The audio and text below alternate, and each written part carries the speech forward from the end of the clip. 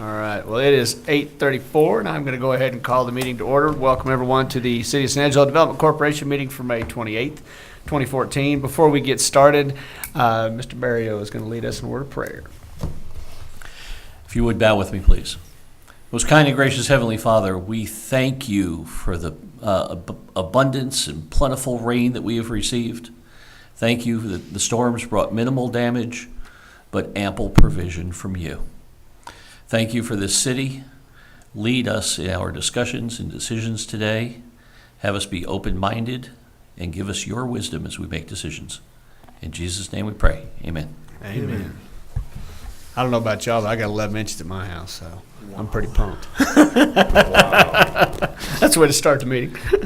All right, at this time, I'm going to open the floor for public comment. The board takes public comment on all items on the regular agenda. Public input on a regular agenda item will be taken at its appropriate discussion. Public input on an item not on the agenda or consent agenda may be identified and requested for consideration by the board at this time. The board may request an item be placed on future agenda or for consent agenda item to be moved to the regular agenda for public comment. The floor is open. Looks like we have none. All right, we will continue moving into our regular agenda. First item is consideration of approving the April 2013-2014 regular meeting minutes. Those are in your packet. Did everyone have a chance to review? One minor correction, probably doesn't matter to anybody but me, was just the spelling of my last name. I didn't notice. I didn't notice. I've been called lots of things. I've been called worse, so. I didn't see anything. I'll make a motion, we approve the minutes with the correction of Tommy's last name. How was it? Was it Herbert? It was Herbert. Okay. I've got a motion to approve from Tony. I will second. A second by John. Call for the vote. All those in favor say aye. Aye. Opposed? No. Motion. I believe I have one dissension over there. Not wanting a change. That's good. I owe you one, Richard. Call you Herbert from here. Okay, Mr. Herbert. All right. This really is a serious board meeting. We are having a serious meeting Okay. right here. They're looking at us like we're crazy. All right. Consideration of approving the necessary corporation disbursements and authorizing the designated board members to sign related corporation checks. You did get a revised list. Everybody take a look at that. Move approval of the revised expenditures, All right. disbursements. A motion for approval, Mr. Tommy Herbert. I will second. Second by Mr. Barrio. I'll call for the vote. All those in favor say aye. Aye. Opposed? Motion carries. Next item, presentation and consideration of approving the April 2014 financial statements and any action thereto. Ms. Rebecca Tambunga, good morning. Good morning. Alrighty, for the April financials, if we take a look at the executive summary, we have our available fund balances. For the economic development side, we have $6.3 million, and for the ballot side, $2.2 million. Sales tax for the month of April, we received $711,000. We were up almost 16% compared to last year. Year to date, we are in excess of $637,000. On page 2 is the graph of the expenditures by major category. And for the economic development side, the activity for the month of April, if you look at that revenue and expense report, we did have some L3 hangar lease income of $11,000, as well as some reimbursement revenue from that Ports to Plane event of $4,700. On the expenditure side, the administrative expense of $15,000, majority of that was that board insurance. Partner affiliations, again, Port to Plane event, $4,000. We did have our marketing chamber expense of $18,000, as well as some BRC expenses of $1,000. We were revenue over expenses of $179,000. On our economic development projects, the Grand Court residents, we did do some research and discussion with the development court staff, and that is still an active project, so we will continue to report the $200,000 commitment for that, bringing our total commitments on the economic development side of $2.2 million. For the ballot side, that revenue and expense report, we did make our debt service payment of $3.4 million, as well as a West Texas Water Partnership payment of $31,000. For the month of April, we were expenditures over revenues. On the ballot projects, we have our remaining balance of $131,000 for sports facility maintenance, and our affordable housing, we have a balance of $187,000 as of April. But please note that in May, we did have 2 affordable housing closes, bringing that balance down to $92,000. So they are actively using those funds for affordable housing projects. The rest of the financials just give you that transaction detail by account, as well as some information on those voter-approved projects.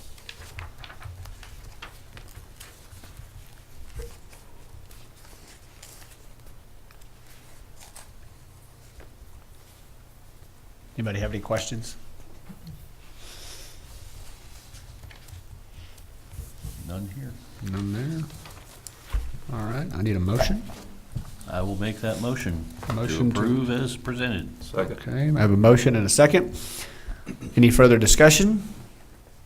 All right, I'll call for the vote. All those in favor say aye. Aye. Opposed?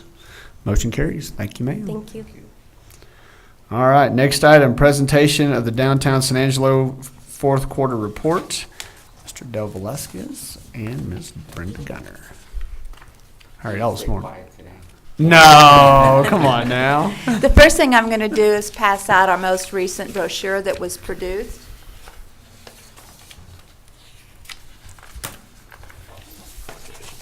Oh, man. Thank you, Brenda. Thank you, ma'am. The volleyball.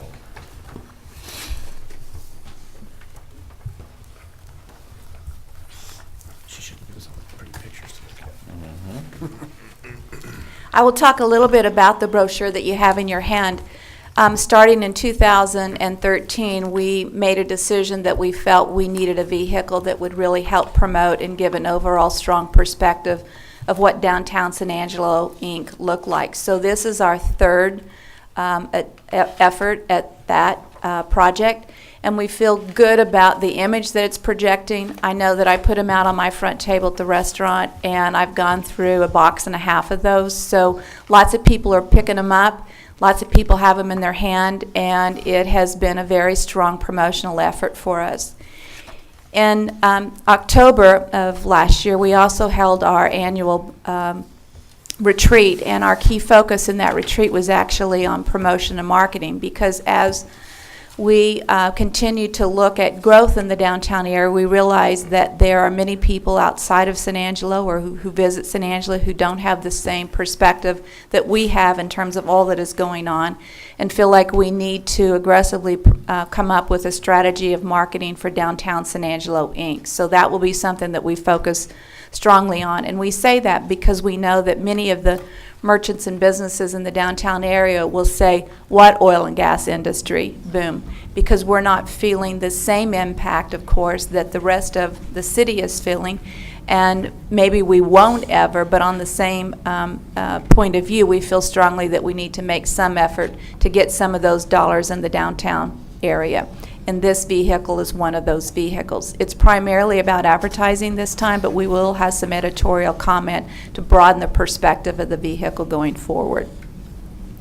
As you also know, we were very active in working with the city on the Riverfest, and Dale spent a lot of time and effort in making sure that that event was inclusive of Downtown San Angelo, Inc., and that we were there to help push and promote and help recruit some dollars to help fund that effort. Our December, as the rest of the city, but maybe a little harder than the rest of the city, got hit by the ice storms that we had. Certainly Bob Bluehart can talk a lot about that, but that first weekend, and when it's Christmas at Old Fort Concho, is a big event for downtown, and that sort of didn't produce this year as it normally has. If you get into the numbers of the fourth quarter, you will see that the city of San Angelo picked up 10% in the fourth quarter, or $7.4 million, which was a $2.6 million increase for the city of San Angelo. In our central business district, we had reported $289,000 in quarterly retail and mixed beverage taxes, which was an 8.85% increase, which you will see was the smallest percent increase we've had if you combine those two over the past year. And in the Main Street area, $583,000, which was a 13.62% increase. And again, you will see that that's one of the smaller percent increases we've had over the past year. However, if you look at the total year for us, we've maintained a percent of the total of 3.91% in the Central Business District and 7.85% in the Main Street, or for the year 8.28%. So we continue to show a strong percentage to the total, and even if you compare that down to, for example, of 2010, you will see that the Central Business District only represented 4% of the total cities as of 3 years ago, and we're up to that 3.91%. So basically at the same level on an annual basis, and about the same level as in 2010. So even though we're not feeling the same impact of the growth because of the oil and gas industry the city is, we're still able to maintain our percent to the total through the fourth quarter of this past year. If you simply look at the quarterly mixed beverage tax report, you'll see that the city picked up 8% in the fourth quarter, and that the downtown Central Business District actually was a negative 4%, which is the first time we've had a negative percentage in mixed beverage taxes for quite a long time, probably since we started in 2005, and the same thing in the Main Street District of a negative 6.2%. We look at that and we say there's two key factors. Certainly one has been, again, the impact of the oil and gas industry, which has benefited more people out in the southwestern part of the town, as well as a very major impact by a new business of Twin Peaks Restaurant, which has certainly had a huge impact on the bars and restaurants in the downtown area. And so you'll see that, again, that has had a negative, which is the first time we've seen that. Although, again, if you look at the entire year, we maintained our 22.7% of the total mixed beverages in our Central Business District and 28.7% in the Main Street. So our percent to the total did not decrease as much as the quarterly report, fourth quarter, reflected.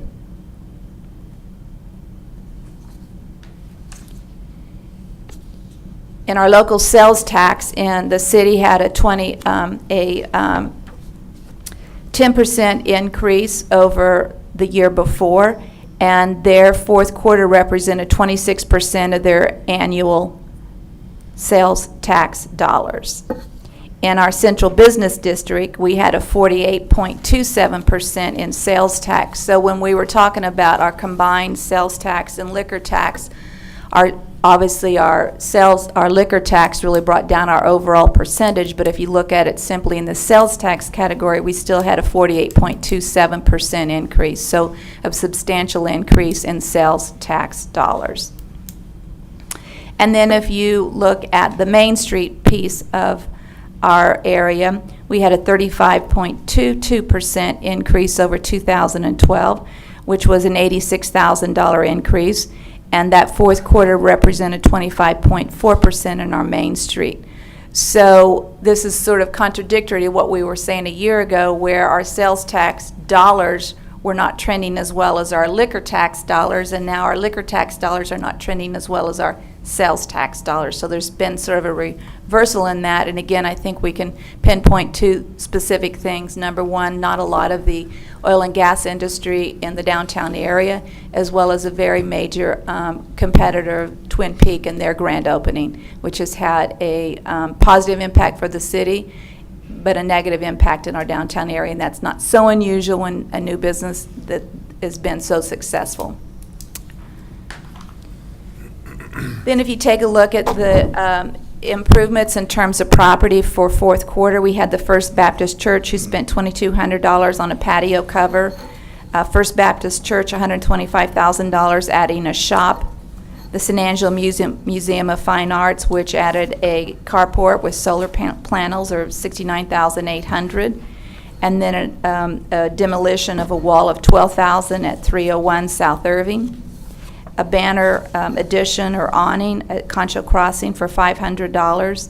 And then one of the most exciting pieces of our downtown area is the Henderson Anna Drake Jane building, which has become Casa Decor, which has really improved that corner of Concho Avenue and South Irving.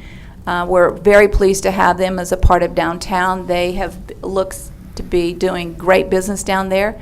They have a business in Rio Doso. They had a lot of customers who were from San Angelo. They had a daughter living in San Angelo, so they've opened up this Casa Decor store, which has been heavily trafficked since their opening. They're open on Sundays, which is something that we like and promote. And they're a wonderful new addition to the downtown area, and certainly have made that corner a much more attractive corner. Then Russ Street Ministries, a $25,000 fire barrier added. In total business starts, we had 4 new ones, which they are Beau Keys at 13 East Concho Avenue, which is an accessories and home decor business. Pure Lingerie, which is at 16 East Concho Avenue, which is a women's clothing and lingerie boutique. Pink Tumbleweed at 113 East Concho, which is a women's clothing boutique. And the San Angelo Area Foundation opened up their new facility at the corner of South Irving and Concho Avenue, and that is the Area Foundation building. So if we look at our 2003 fourth quarter reinvestment was an additional $190,000, which brings up our cumulative reinvestment in downtown since 2005 of $80,523,590. Any questions? Comments? Thank you. All right. Thanks, you. Thank you. Good job. Just one comment is Yes. that y'all had a very successful concert and Sun in the Fun this weekend. Despite of all the good rain that we had, I was thinking they were going to cancel, We did too. and they stuck with it. And I was sharing pictures with Dale, and I don't know, about 1,000-something people gathered that Yeah, evening. they did. We drove around on Sunday, my husband and I, and we're just really pleased with the amount of people. I mean, it tells you about Sunday opportunity when you see how many cars were parked downtown. And I also think the great thing is because other businesses are not open on Sunday, so when we have street closures on a Sunday, it doesn't negatively impact anybody's business, which is a key factor for us.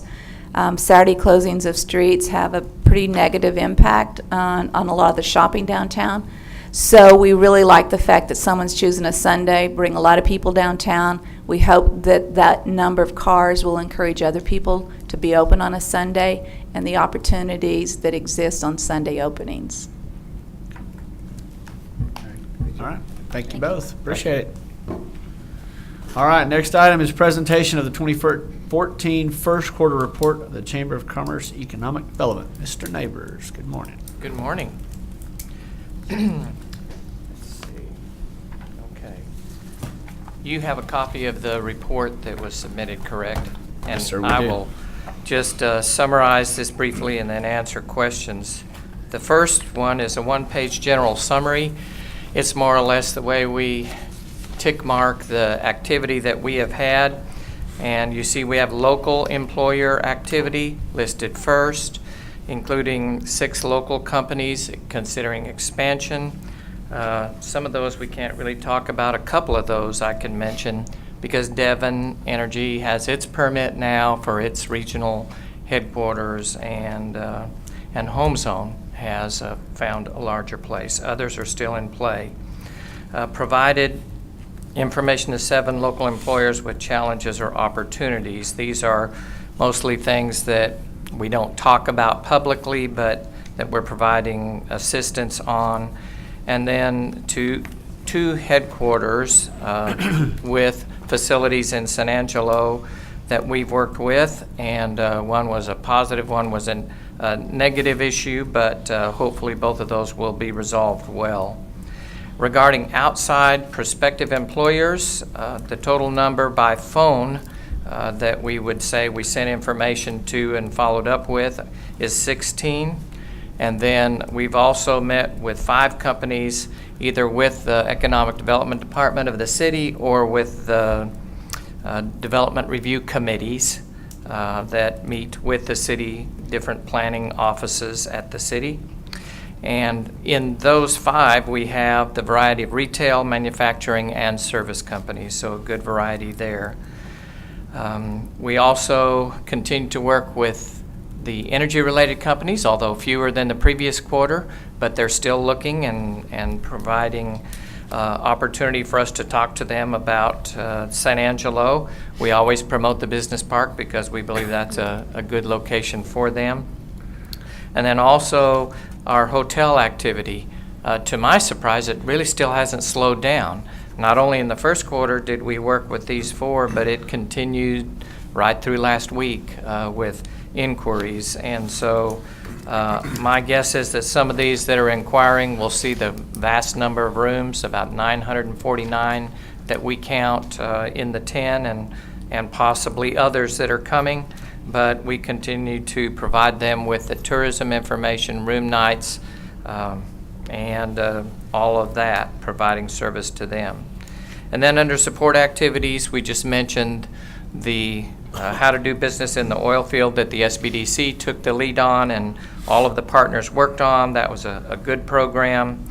Of course, we worked with you on the update of the strategic plan for economic development because that's something that, again, all the partners worked on.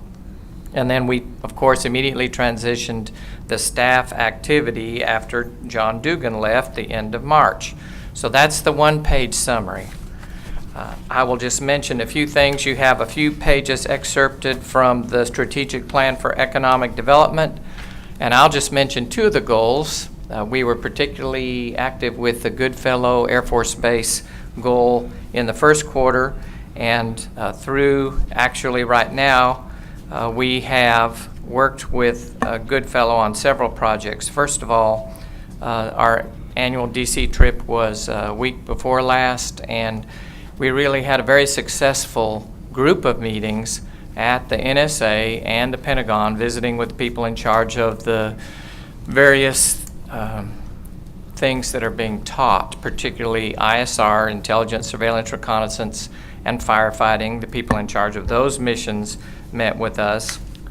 At NSA, we talked to the people that are in charge of the ISR courses that are taught at Goodfellow, and we also had a briefing from the number 2 person at Cybercom. We're continuing to try to get more cyber integrated into the courses at Goodfellow, and of course more of that activity has moved to San Antonio now, and so we're also working that angle. And then, of course, as you know, we have the partnership with Scott Bethel. He continues to work with us on a strategic plan or a white paper on the next 3 to 5 years, things that we can do to support and grow missions at Goodfellow. And then, of course, we had our Goodfellow Appreciation Day, May 17th, which is the same day as Armed Services Day, and it was very well attended. So that's the one goal. And then when you look on page 3 of the packet, you see the goal about continuing to collaborate with Texas Pacifico, and it mentions the Presidio International Rail Bridge. And the good news is that, according to Texas Pacifico, the project will have to start construction, and the funding has been approved through TxDOT no later than the second quarter of 2015. Texas Pacifico is estimating that it would then be operational no later than early 2016. And of course, that will open up the trade route all the way from the west coast of Mexico, Topolobampo, and all the way up through where they have already done their revisions in both highways and rail, and then, of course, have the opportunity to come through Texas and on up into the U.S., and that's something that's been on our lists for some time, so that's good news. It could start earlier, but based on the agreements that have been drawn, it has to start construction by that time, the second quarter of 2015. So that's a quick update on 2 of the 4 strategic plan goals that we have responsibility or lead responsibility for. Moving on to page 6, I won't read everything in the first quarter 2014 itemized reports. This is really just on pages 6 through 9. This is our weekly summaries combined. so that you see the activities week to week.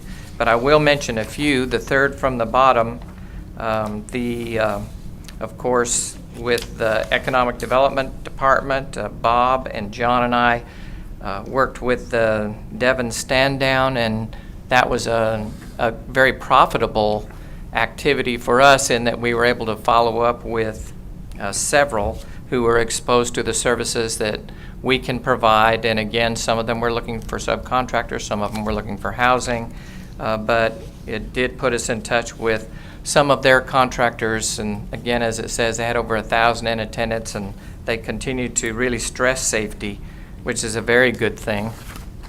On page 7, about almost halfway down, I wanted to again mention cased hole solutions because John had worked very hard on that, as well as again the economic development group at the city to really pull that off. And of course, if you've gone out there lately, you see that there is activity under construction, and that's going to be a positive impact to the park and to the community.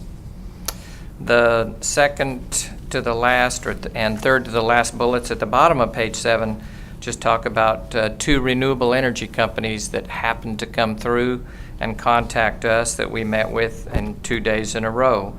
And at least one of those is still active.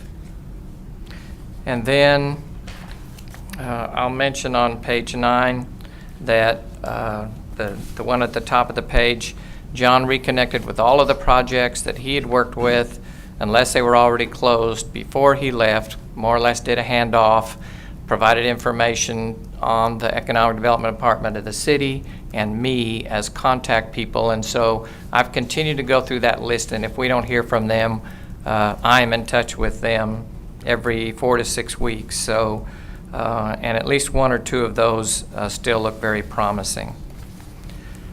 I'll then summarize the activities starting on page 10. The first quarter had our department working on the annual Economic Impact Award. That's more or less a BREP, existing business activity. So you see the nomination form for that. And although the luncheon took place in the second quarter, there's a summary there just so you see the businesses who were recognized for their expansion on page 11. And then on page 12, you see the excellent program that, again, SBDC and the Allies put together for doing business in the oil field, and that was well attended and well received. Page 14 is again the article on John Dugan's departure. We are narrowing the field right now. There are 2 candidates left to replace him, so hopefully there will be some activity to report on that in the near future. And then we have the April and May business barometers. The April is more inclusive, and May also a little bit of the economic activity of the first quarter. Of course, as was mentioned in the downtown report, the sales tax continues to do very well, and we continue to track that. And the other economic indicators are doing well overall. And as of the barometer that we're putting in our newsletter at the end of this week for June, the building permits are just continuing to really move ahead very well. So a lot of activity there. The last thing I have attached is our quarterly financial. And of course, there will be a provision in our new contract, as there should, to return any unspent funds. And because we've been without a vice president in this category, we'll have funds to return at the end of the year. But I'd be happy to answer any questions about the financial or any activity that I mentioned or didn't mention at this point. May I Yes, ask sir, one question? Richard. Phil, regarding the bridge at Presidio, where is the money coming from to do that? When is it expected?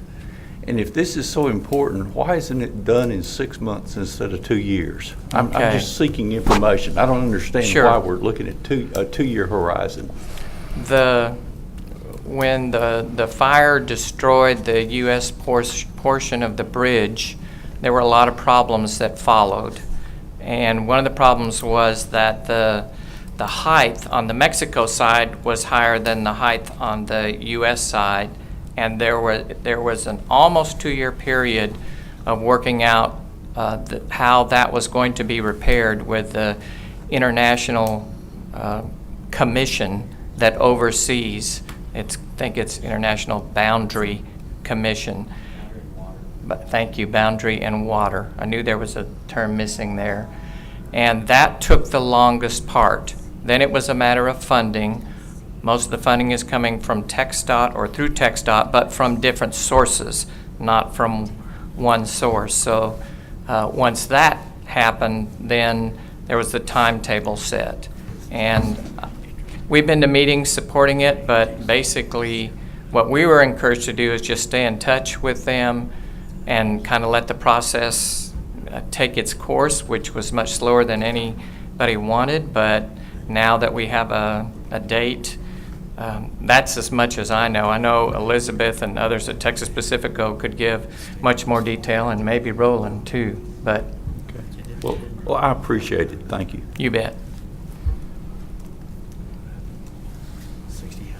Any other questions or comments? Oh, we're just marveling at some of the numbers on the barometer. Oh, okay. Nothing that needs explanation. Just All right. Some of those you're like, wow. So We appreciate your Doesn't take much support. for Aggies, Phil. yeah, we get amazed pretty easy. So. Thank you very much. All right, thank you, Phil. Appreciate it. All right, next item we have is discussion and consideration of approving the allocation of up to $189,965 for cost incurred in connection with the evaluation of a reclaimed water alternatives, including non-potable and potable reuse alternatives. Ms. Tina Bennell, Mr. Kevin Good Kruger. morning, gentlemen. Morning. Morning. So this item went to the city council on May 20th. It was presented in detail as a project that would provide the city with a potential list of reuse projects and their costs. As we just stated, I'm sure, okay, yes, the total cost would be up to $189,965,000. After discussion with council, they did request that we discuss it with the COSA DC board and see what our options for funding would be. And of course, Kevin's here to answer any questions you might have about the project. I don't know if you've had a chance to read through what the project details are, or if you'd like him to just go ahead and present. Well, I mean, you can present what I do have a couple of questions, though. Okay, great. And maybe you can help me understand this a little bit better, but I was reading through this, and I see that the total cost of the contract's $189,000, and I guess it's this one. I can't find it in my packet here, but it looked to me like it's a upfront. We give them $189,000, but then it also says there's monthly invoices, and so I was kind of confused as to how's this get paid out? Okay. What will happen with the contractor or the consultant will actually submit monthly invoices based on the amount of work that they perform each month. Okay. So we're awarding it up to $189,965. Okay. It's a price not to exceed. It's actually based on the number of hours and effort put forth to complete each task. Okay. So it could be less. It could be, yes. Okay. And in the discussions, when y'all reviewed all this, I mean, the numbers that he's put forth, I mean, obviously, I don't know anything about, what it takes to do this, but do they seem reasonable? Do they seem excessive? We have $189,000 for a study, that's a lot of money. It is. We have been through several months and several iterations of reviewing a scope of services. We have reduced the cost from what it was initially, what they first initially proposed. We finally got to the point where we really believed and felt that if we cut any further than this, then we were really going to be hurting the amount of information that we would get back in the study. So with what was cut, I mean, obviously dollars were cut, but what would we have gotten at the full price as opposed to what it's coming to now? I mean, is it less of a service, or is he just lower his hourly rate? I mean, I'm just curious what was taken out. Well, it wasn't so much that tasks were removed, it was the amount of effort in each of the tasks. And what we're going to do to help save cost is we're going to use a lot of the information that was from the 2006 study, a lot of the base information, I should say. That combined with the city staff's understanding of what key projects, will be most feasible, that will help the consultant to narrow into those. So those were the type of discussions we had with a consultant to really narrow it down to the most relevant task or most relevant projects for them to focus on. So was this the only proposer, or were there other proposals received that didn't make the? Well, the way the process works, you put out a request for qualifications, and Okay. there were 5 firms that replied. And we reviewed each of the 5 firms' qualifications and selected Allen Plummer as the first, and then ranked them from there. So the way this process works, you start with the first firm, you negotiate a price and a scope of services from that. If you can't come to an agreement, then you go to the second firm. Okay. Kevin, are they going to do lab type, prototype modeling of the specific wastewater we have to determine the physical and chemical needs to be able to turn that into a potable water source? Yes. Are they going to do that kind of long-term modeling? Well, there will be some limited analysis done. It won't be, this will not include the long-term analysis. That'll probably be something that the city would continue on our own. But they're going to look at more of, what are the characteristics of the wastewater, what's going to be required to bring it to the standards. We're also going to look at the characteristics of whether it's a receiving stream or a receiving lake. So we'll look at those to make sure that, there's not any conflicts with, or, chemical things going on that, we need to address in the treatment of the wastewater. Make sure we're not causing any problems with the. But that's going to be part of this service, is to evaluate those chemical situations and Yes. make sure we're not creating something that's a bigger problem. And Yes. finding the most efficient way to do it. Yes, sir. Okay. What other communities have they done studies for that we know of? The one that's probably received the most press is the city of Abilene. They are the consultants that are working on the Abilene's wastewater reuse project. They have also done, numerous other reuse projects. Most of the wastewater reuse that's going on in Texas and the nation is more for industrial type applications. It doesn't receive a lot of the press that we hear about on the potable. So really there's only 2 other projects in the state that are actually going towards kind of a direct or an indirect potable reuse of wastewater, and that being the facility at Big Spring, and then the city of Wichita Falls, and now the city of Abilene. So I guess, we're looking at 3 right now in the state. So are any of those studies, has Plummer completed any of those studies yet? They are in the design build phase in Abilene. So they're actively building it and designing it. The city of Abilene put it on a fast track schedule. So they chose a design build scheme, and they're proceeding with that. And so is it legitimate, kosher, acceptable in y'all's business for us to talk to Abilene to see where snags have hit them in the process or bumps in the road so that we can learn from that? Oh, yes, sir. That's one of the reasons that we chose this firm, the work that they're doing and will have completed or will be completing at the same time that they're doing this study. So we really felt like that helped them to get an edge over some of the other companies that had applied or sent in qualifications. Good, thanks. What is the projected time for the scope of all this work to be done in? The initial schedule that the consultant provided is 9 months. So when you say, just out of curiosity, when you say fast track for Abilene, what time frame are they looking at? You know, I initially heard that they were shooting for November of this year, and I'm not sure if that's still if it's still on track for that. It was a very aggressive schedule. Is it a fair question to ask at this point? If it's not germane, we won't go there, but is it a fair question at this point? When we get this, then what? What this really provides us is a list of projects and their cost, and that gives us something to take to council and say, you know, these are our options. You know, we have all these different options. Is this something that the city wishes to pursue or not? I mean, that's the main purpose of this study. Were there any local guys that applied? I mean, is there anybody local that does this? I'm just out of curiosity. No, it's a very specialized field.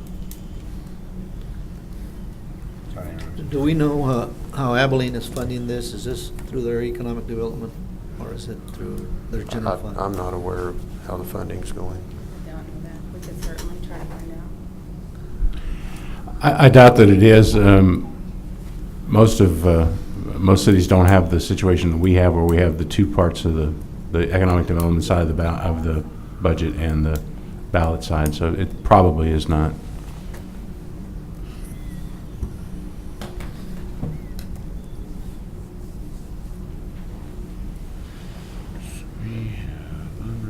Mr. Rowland, what's your opinion on?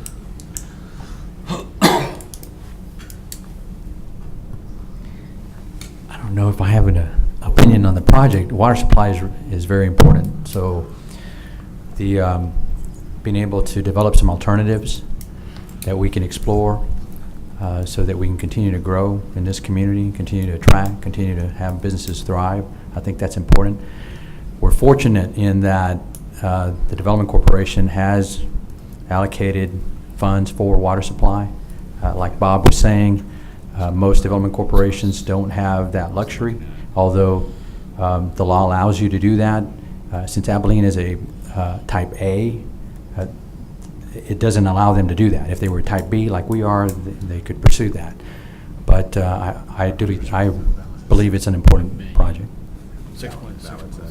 No, this is economic development side. But, well, this would be balance your access is water. Balance side, we got 2.2 million. We're just looking at how much money. Yeah, we're looking at what we had in the Right. ballot side. There's about 916,000 right now set aside in future projects for the current year, and I think there's 2.3 million in unreserved fund balance. Yeah, that's what we're looking at, Yeah. some reserve, 2.285 million. This would probably come from the future projects for now, and then if we needed to dip into fund balance, that would happen at a later date. And I guess, is the next agenda item also, I guess the same request is going to be? That's correct. That's Okay, yeah, okay, additional all right, money. yeah. Which, if you want, we can discuss them in combination, or we can. Let's deal with We need this to one. divide them up. Okay. We need to approve Let's them deal with separately. this one. I'm ready to make a motion, Mr. Chairman, if the group is satisfied. Further questions, guys? Richard? Okay. I'd make a motion that we approve up to $189,965 for costs incurred in connection with the evaluation of reclaimed water alternatives, including non-potable and potable reuse alternatives. All right, have a Second. motion, have a second by Tony. Any further comment and public comment? All right, there being none, I will call for the vote. All those in favor say aye. Aye. Opposed? Motion carries. All right, next item, well, we got you. Discussion and consideration of approving the allocation of up to $111,400 plus damages for costs incurred in connection with the Red Arroyo feasibility study. All right. This one I do have some questions. So again, this project also went to council on May 20th. Again, they discussed the option of having COSA-DC look at funding the project. So we're here to present it to you. This one looks at the possibilities of using the Red Arroyo Basin to collect and capture water for future use. and Kevin, again, is here. We have some of the tasks broken out here. The total cost, like you said, is $111,000, and $111,400. Task 1 is alternative basin size analysis at $17,500. Task 2, meetings at $11,300. Task 3, financial memorandum preparation at $7,600, and then reimbursables of $1,500. Those are all for Jacobs Engineering. Second part of the project is for HDR Engineering. So you have the engineering analysis and reporting at $48,300, expenses at $1,700, and then a subcontract with SKG for $23,500. So a total for HDR of $73,500 and a total contract of $111,400. Could you explain for us what the plus damages clause relates to? Okay, this proposed facility is located on privately owned land, and at this point, what this study will do will actually go in and install groundwater monitoring wells or piezometers. So we're going to have to physically get on this person's property and drill these wells. So don't have the exact location of these wells at this time, and that's something that we'll just have to negotiate with the landowner. Has that been broached yet? I mean, plus damages makes me nervous because, that's a pie in the sky number, and they can say, "Oh, you did $20,000 worth of damage to my property." Has this been broached at all? Well, through some of our recent projects, we've been across quite a bit of this is agricultural land. Okay. And we've disturbed crops and really have developed a process whereby we can identify the crops that have been destroyed and price out how we've impacted their crop and what area has been disturbed, and so it's a fairly easy number to come up with. What's been the ballpark size of that number? I mean, are we talking $100, $10,000?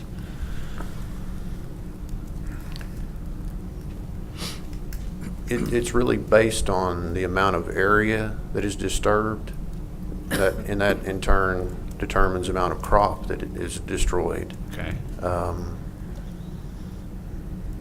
Until recently, I don't believe there was anything planted out there, but I'm sure after the rains, there'll be a planting occur. Trying to remember what a per acre cost. Seemed like we were talking, less than $1,000 per acre, and I'm probably overstating that cost. Of damage reimbursement. Right. And how much, if you're just drilling wells, I'm assuming you're not impacting a very big area. I mean, No, it's just but it depends on whether we have to drive across, how far into the property we have to drive into to drill that well. So, we won't impact a very large area drilling the well, but I'm just not sure how much we'll have to track into the field. makes me nervous. So, Kevin, in my ignorance, and even in reading this, what does this study show? Okay. What is this going to give us? What we're aiming for on this study is to identify how the groundwater is going to impact construction cost. The preliminary work that was done showed that groundwater was about 8 to 10 feet below the surface. And when you start talking about excavating a pond in a groundwater situation, you greatly increase the construction cost and the difficulty of constructing in a pond. So what we're aiming for is to get a good idea of the amount of groundwater that we're going to have to deal with and how that's going to affect how large we can make this basin. So one of the deliverables will be to identify construction cost versus size of the pond. And that'll help us to determine, what size pond is feasible. How large can we make this? And, there's a break-even point when it comes to the cost to construct the pond, and that's what we're aiming. And what does the pond do? Why do we care about the pond? Okay. The basic premise of this project is to divert stormwater from the Red Arroyo draw. To do that, we're going to have to excavate below the elevation of the bottom elevation of the Red Arroyo, so that will be the construction of the pond.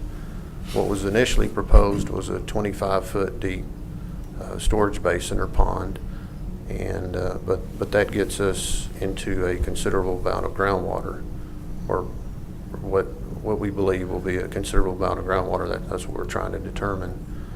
So that's the basic premise of this project. Is it that we don't want to mix the groundwater with the captured Red Arroyo runoff? That's correct.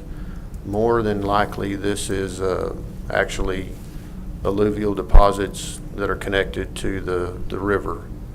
So it's not that this is another potential water source. Yeah. This is probably just connected to the river. So is the it- project that's being contemplated is a pond, 83 acres surface area, 25 feet deep. And this is the geotech work to make sure that the bottom stays intact and you don't get one emptying into the other or one destroying the other. Is that? It's not so much focused on the geotech as it is to determine the groundwater situation. Okay.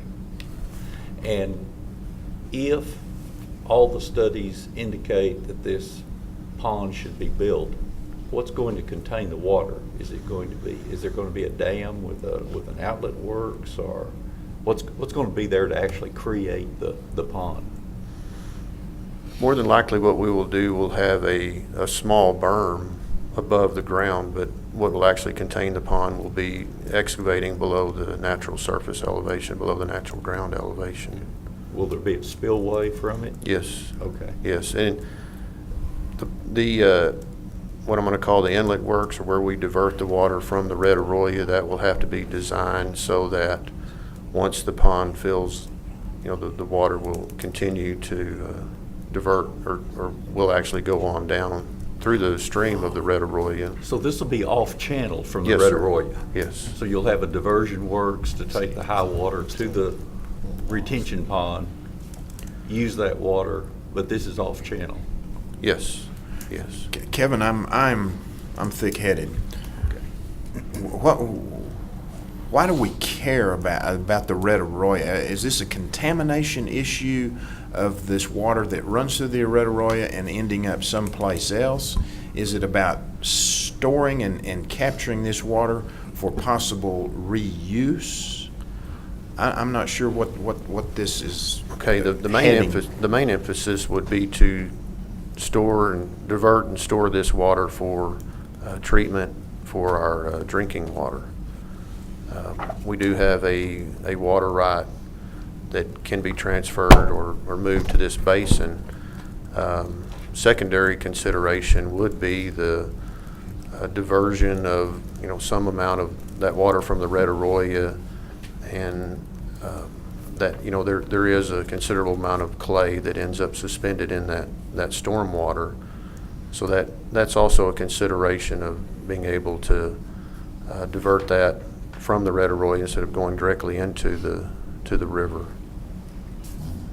So this is just an additional source of water for San Angelo? That's the primary Right now focus, is to going find down an the creek. additional source. Yes, sir. And do we have any estimate, and maybe it's way too early for this, but do we even have an estimate, okay, this works out well for us, what kind of additional that would make available? How much additional that would make available for reuse? That is, when we met with, all the parties that have been involved in this up to this point, we talked about what would be the best route to proceed from this point. And, there's two questions that two main questions that remain to be answered, and that is one of them. You know, what would be a continual, you know, yield that you might receive from this? You know, that would obviously be based on what type of year, you know, are we receiving as far as rainfall goes. Is, you know, below normal, or above average? I mean, it's totally dependent on rainfall. Sure. So we really felt like the best place to spend our money was to get a good idea of what this facility would cost us to construct. What size facility can we build, and what amount of dollars are going to be required? You know, what's it going to cost us to build that 25-foot pond that's 83 acres in surface versus, you know, what's it going to cost to deal with that groundwater issue? Or do we come up and only make it 10 foot deep and only have to deal with about 2 feet of groundwater? You know, what's going to be the cost in those two? Yeah.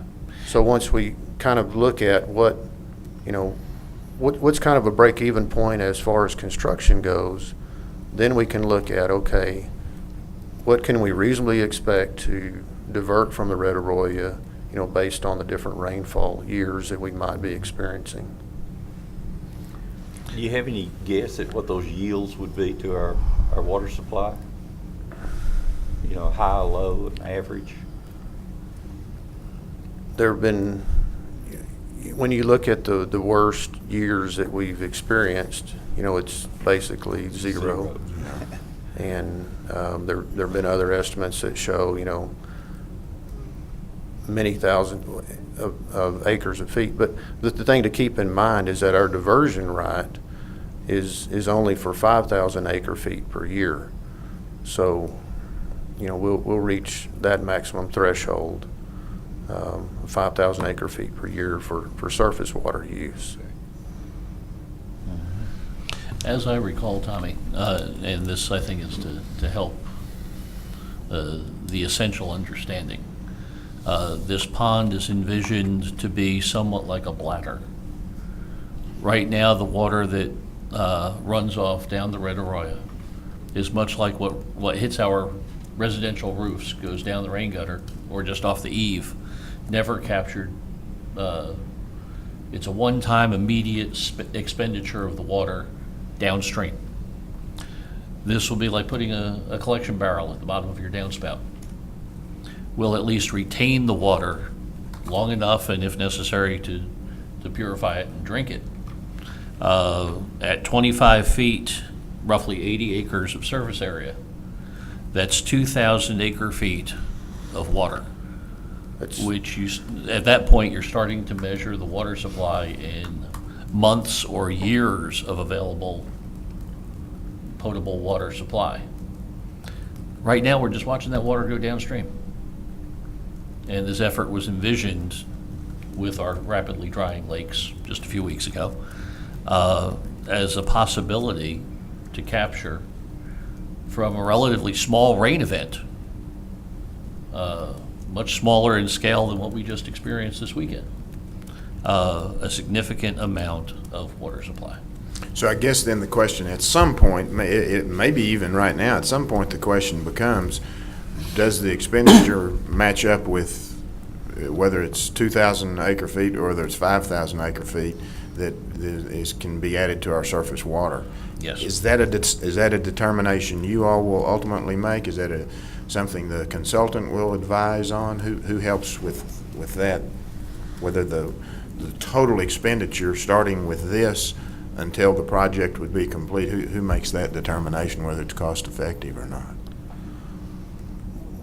Well, the determination whether it's cost effective there'll probably be a recommendation that would come from the consultant, or but actually it would go to city council for any further approval.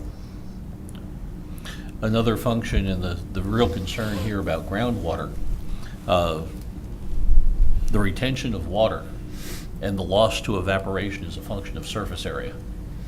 Therefore, the deeper this pond can be, the less proportional amount we lose to evaporation.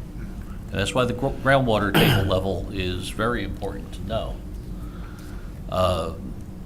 If we can have a 10-foot deep pond that's not a whole lot of retention as compared to a 25-foot deep pond for the entire 80-some acres. But without knowing that, we're grasping at straws, and it may prove to be an unworthy investment. I, for one, would certainly approve this expenditure. My one concern is that unspecified amount of potential damages. I would hope that the selection of the well sites would be based on the impact of the farmer's field. That those sites be selected with a consideration of, do we need to check that particular spot, or will 100 feet off and half the cost of damages be a worthy compromise? And I would trust that to be written into the contract in some way, that we minimize those damages Okay. prior to incurring them.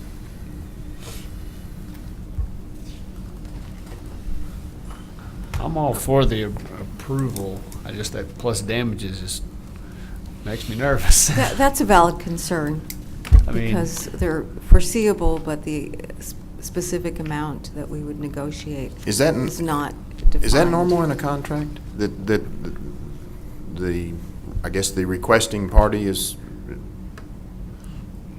liable for unspecified damages? Is that, Well, it wouldn't be beneficial to the city to have that in the contract, so we could further look at it. I mean, what's definite is the expenditure for the study, but the damages are just not, we just can't predict what they would be to, I mean, no, I'm for asking, obvious is that a reasons. normal No, part of the I- contract? I might interject. That's not a part of the contract with these engineering firms. That is something that the city processes. We work with Landowner. the crop prices that are established. We actually use what crops actually sell for in determining what we pay as damages, and that's something that we process totally within our within the city. We process it along with the real estate division and legal division of the city. Would it be possible to acquire an easement right for a set fee in advance of this? No. I just wouldn't recommend doing something Okay, like so- that we can't really articulate the interests of the parties Okay. right now.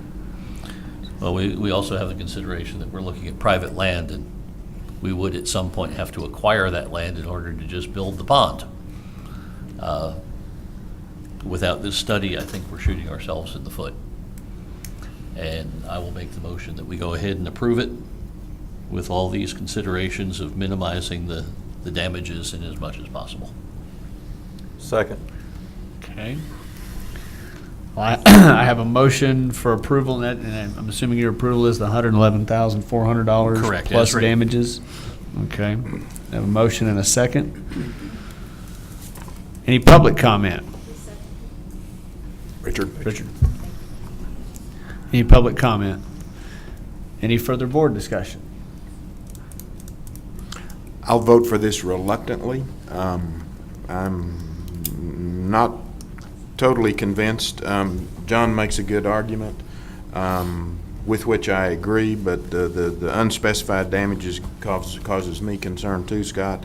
I'm just not sure that, and I realize we had wonderful rains.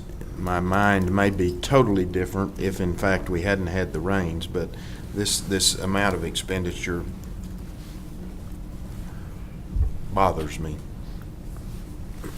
In the development of this contract, I mean, I'm sorry I'm so hung up on this, but just plus damages just scares the daylights out of me. That somebody's gonna come back with some big, humongous price tag. Is there some way to put that in the contract with what, like John said, or, some way to minimize Well, we'll examine that. our but exposure? We'll examine that, but of course, a claimant can always make a claim that we would have to deal with, so it, Right, yeah, I understand that. I guess, if we had some sort of an idea of past,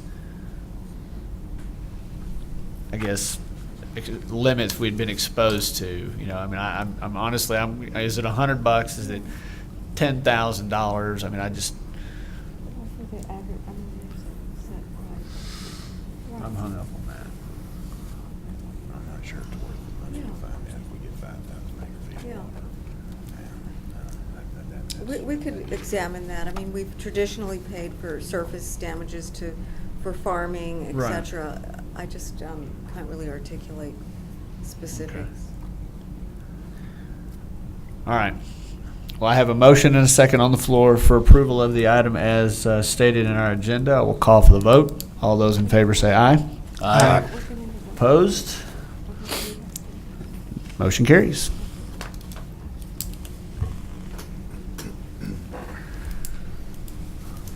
All right, next item is consideration and possible action of approving the Chamber of Commerce Professional Services Agreement. Mr. Roland Pena. Good morning, board members. Good morning. Y'all have been dealing with some heavy-duty stuff here, so I thought maybe I'd share some good news. You may or may not be aware that Forbes recently evaluated 398 metro areas for the best cities for job creation, and San Angelo was ranked number 11th in those metro areas. Good news.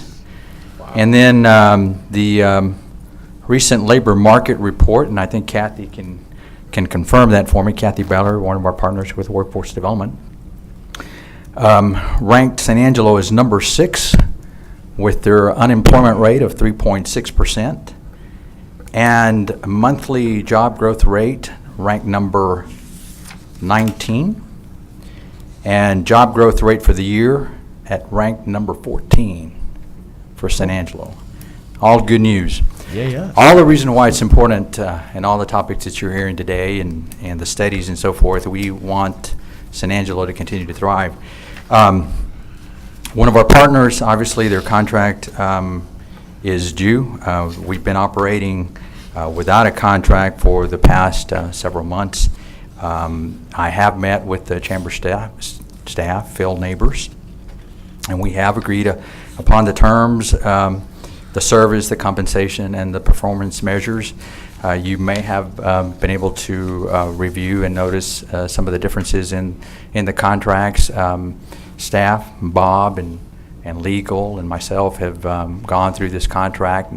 There's with the help of legal, we've been able to clean up the contract. You'll see that we've delineated and made it clarified and cleared some of those performance measures, the expenses in terms of the budget.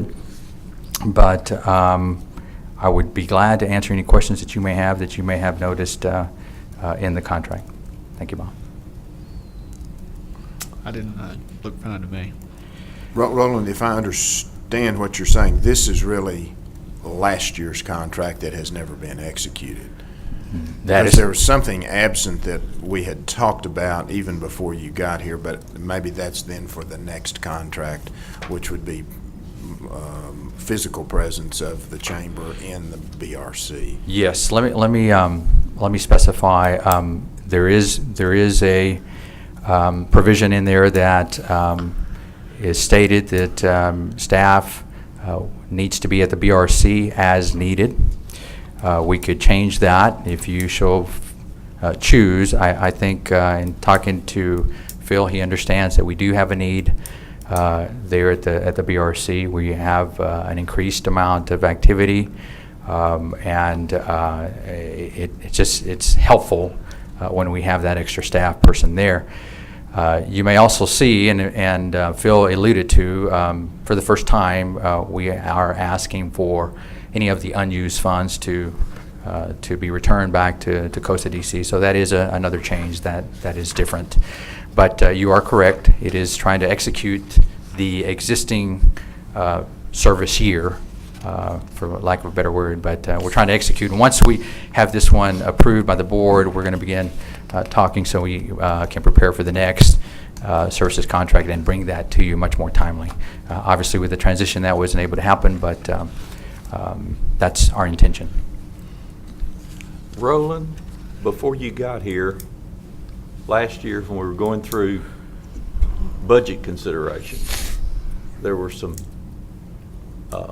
big items such as the Ports to Plains membership fee that was $50-something thousand. And we discussed during those budget hearings that it would be desirable if we had some way of measuring, can't come up with the right word for it, the bang for the buck, the impact of these items. There were several. You remember when we talked about those? High ground to Texas. High ground, Midwest cities. Yes. TMCN. I don't know if that's the chamber's responsibility or whose responsibility it is, but if we had those ways of measuring those or reporting back on the impact of those memberships, who would do it? Should it be in here? Is it in here? How do we actually do that? We know it needs to be done, but how do we do it?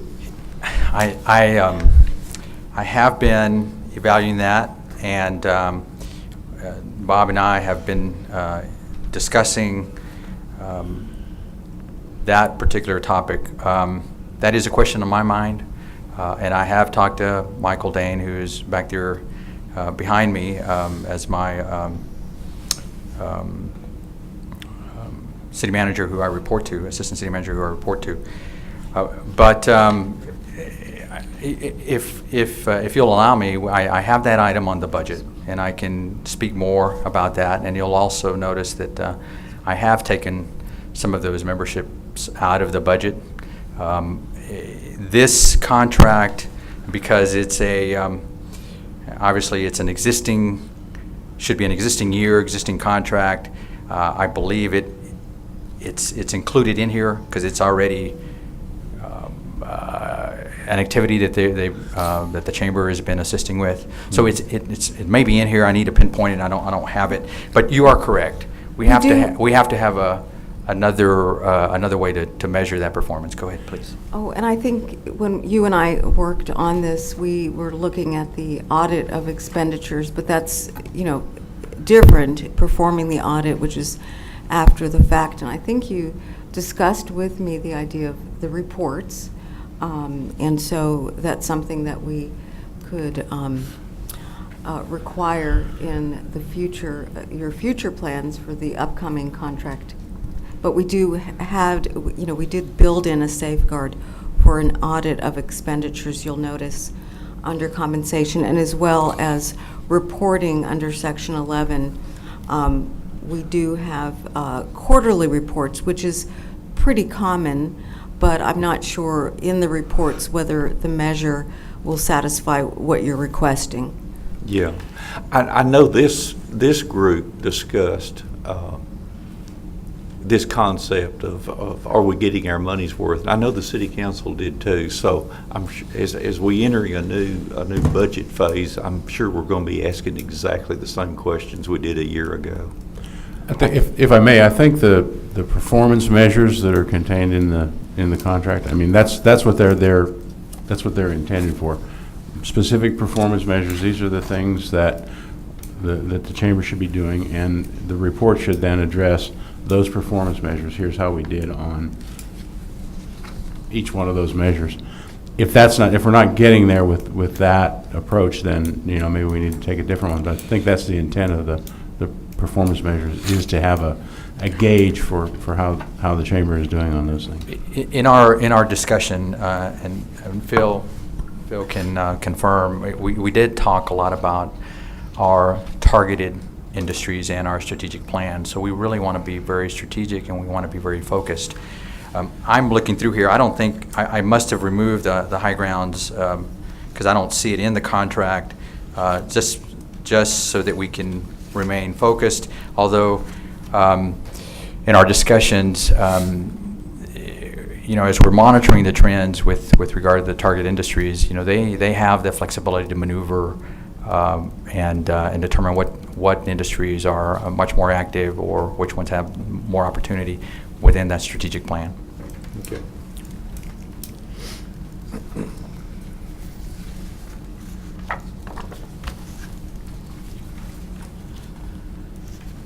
I think We need a motion to ratify the existing contract that, or approve the contract that's been ongoing on a month-to-month basis. We do. So I'll make a motion to that effect, that we do approve it. And I'll second that. Can we also include the execution of the contract as well in the motion? Yes. Yes.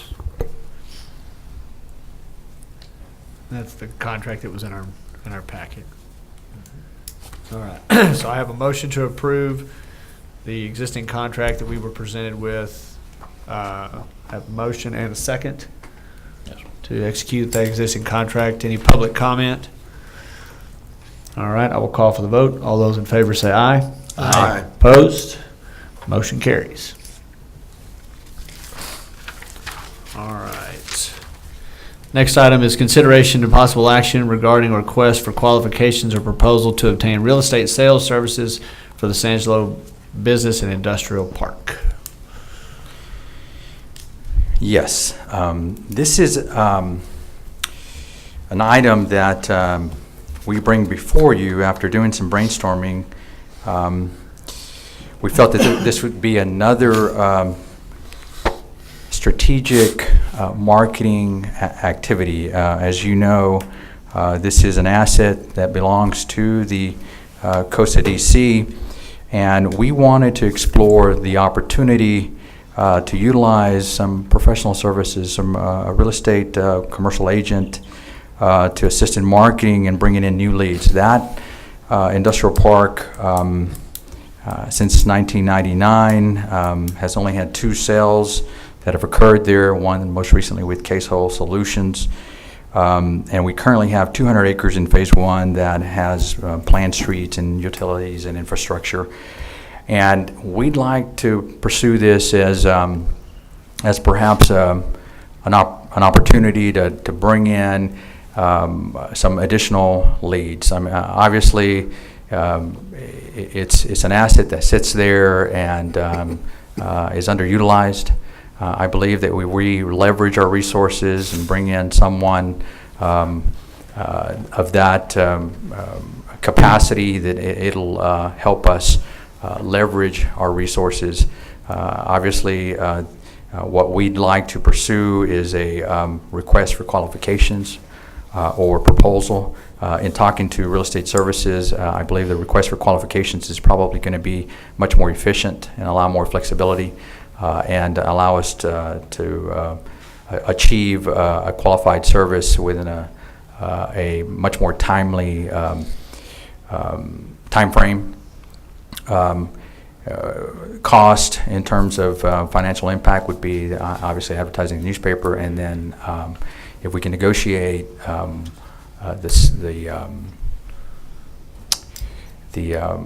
sale compensation for the sale of property.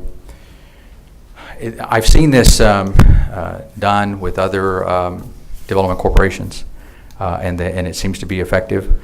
It provides just another avenue, another activity, without having to have another person specifically dedicated to, doing the posting, doing the marketing, actively seeking those leads. And I just think it would, we could try it. We could try it and determine how effective that is. And so I think that would be minimal cost for us. Basically, what we're looking at doing is hiring a realtor. Okay, so really, I guess the cost we wouldn't have any upfront cost, but we'd be looking at their sales commission percentage. That's correct. On the backside, because the marketing and all that stuff, isn't that part of what they pay for generation of their commission? That's correct. Okay. That's correct. Would you be talking about local realtors, or are you talking about national organizations that work with large corporations scattered around the United States? Who are you talking about as your representative? I don't. I'm going to rely on our purchasing folks to guide me in this. I was thinking locally, okay. But perhaps we would receive some responses that unbeknownst to me, could provide new opportunities. Could be someone outside the area. I'm not sure. I don't know until. I think we could structure the request to determine what they can do for us, and then determine at what cost. I'm speaking from ignorance, but I'm real interested in the comparison of what you just said. In other words, what can they do for us as compared to what the chamber already does? And I'm just real curious about that comparison and wondering if they're actually going to do more than what the chamber already does for us. Well, and I can't speak for the chamber, but in talking to some of the commercial realtors today, that's a communication link that we have to maintain. They receive a lot of leads, and obviously they're directing those leads to those properties that they market, and rightfully so. However, it's a good contact to have, and I think it would be just another. It's amazing the kind of information that they get. You'll have a developer, or you'll have someone that's acting very quickly. I think right now it's sort of out of sight, out of mind, and perhaps we have not been, and I haven't been here, so my thought process is, hey, perhaps this is a way to re-engage them, even if it's a rotating type of activity with those commercial real estate agents or brokers. So I'm thinking of this as, hey, let's explore what this could yield and see. And nothing ventured, nothing gained. I think in this, we need to keep in mind that it is simply a request for proposals or request for quotes. Qualifications. We're opening the discussion with potential vendors of those services. Mm-hmm. We'll later consider whether or not we want to accept any of them and run with them. Right. I do think it's an open window that we need to look into. May not be an open door at this point, but if it becomes a door, maybe at that point we'll run through it. And I will make the motion that we approve this request for proposals or quotes for real estate sales services. And whether they come from a local source or national or regional, we'll consider all those details when we get those responses. Second. I think that it's request for qualifications. Oh, I'm sorry. Not quotes. That was a misquote. Just to make it right. I knew on that quote thing. No big deal. But I agree. I do agree. Any further board comment? I think it's important to go along with John's motion, Roland, that we do consider the CB Richard Ellis's, the Staubach companies, just to see what services they can offer, as well as all local folks that would want to look to make sure that we get the exposure that we need and want. Point taken. Okay. All right. Any public comment? Yes, Tom? No. Okay. All right. All right. Well, I'll call for the vote. All those in favor say aye. Aye. Opposed? Motion carries. Thank you. All right.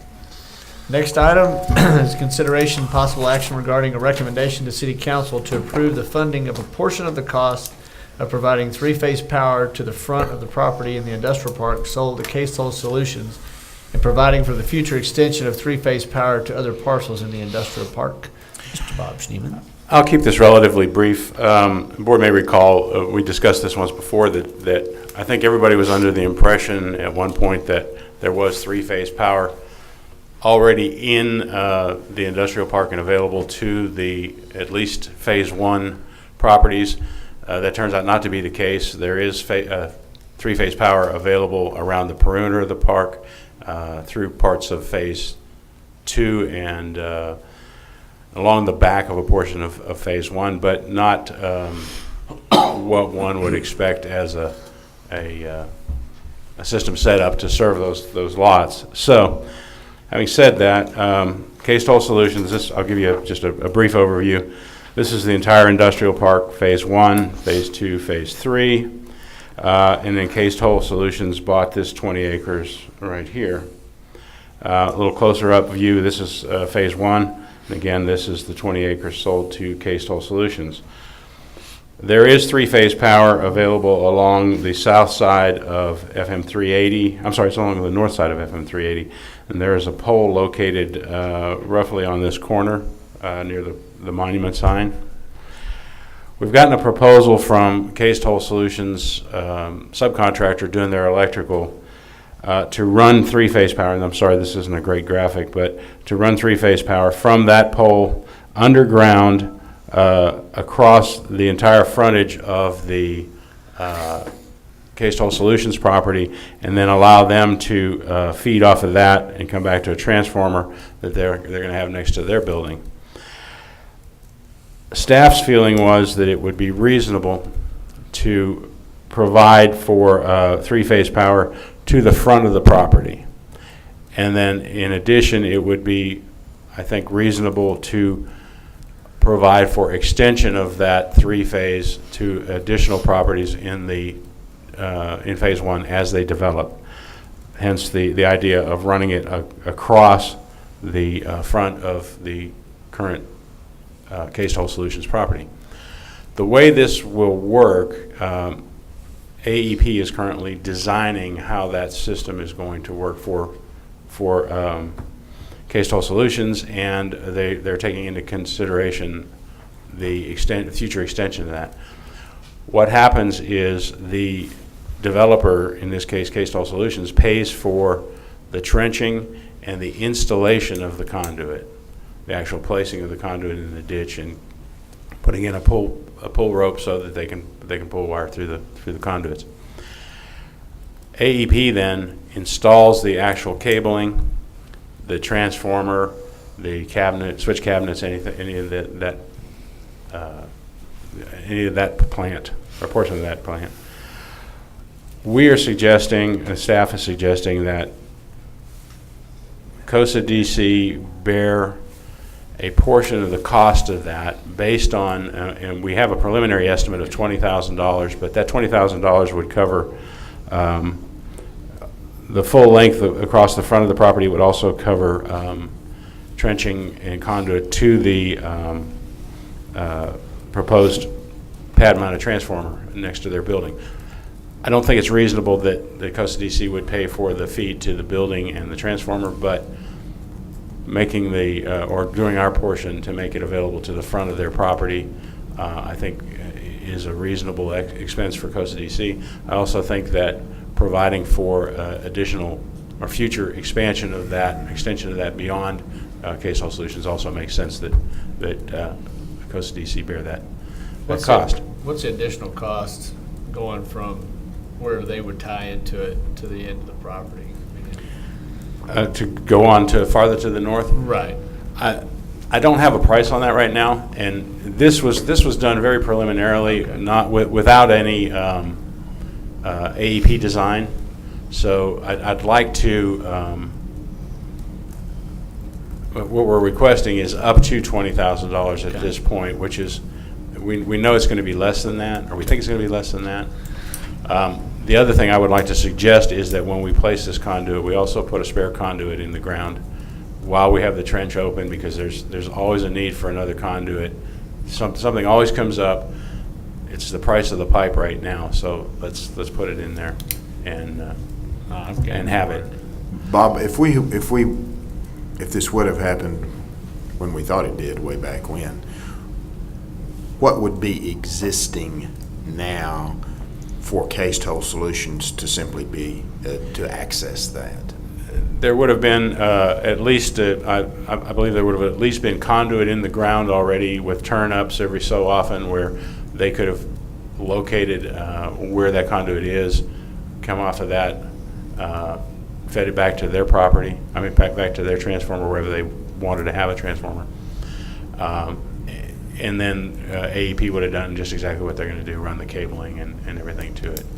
So that's all we're really talking about is providing them if you will, a horizontal hole in the ground to pull conduit through at some point in the future, and also to take care of the need right now for Cased Hole Solutions. And we would like to meet with AEP before we go too much farther on this. Let's get it past the front of Cased Hole Solutions for now, and then meet with AEP and say, now what's the best way to address the rest of the industrial park, not just phase 1, but also phase 2. There's some interconnection considerations there that AEP thinks will work better and provide for more reliability if we can interconnect north and south. So we're going to enter into those discussions, but we'd like to get K-Stol taken care of since they are under construction. Sure. Well, and this is important if we're gonna hire at some point, or say hire, have a relationship with commercial real estate folks. We need to to be able to market this effectively. We need to have this already done anyway. We're going through right now the second stage of site certification for the entire industrial park through AEP and McCollum Sweeney, one of the bigger site selectors in the country. This would be an important element to that as well. Absolutely, yeah. I'm game. Yeah. I need a motion. Do we need? I will make the motion that we go ahead with this. Up to the $20,000 expenditure. Is that good, And Bob? we trust your bargaining power, Mr. Schneeman. Yeah. I'll second the motion. All right, I have a motion, Mr. Barrios, second by Mr. Hebert. Any public comment? Any further board comment? Call for the vote. All those in favor say aye. Aye. Opposed? Motion carries. Thank you. I've got an a extension cord run. request for about a 5-minute break. Are y'all good with that, just real quick? Yes. Yeah. Relatively goes up. Tommy will be back up here in just a sec, but we can go ahead and get started back on. Next item we have is presentation and possible action regarding the proposed draft Costa DC budget for the fiscal year commencing October 1st, 2014. Mr. Pena.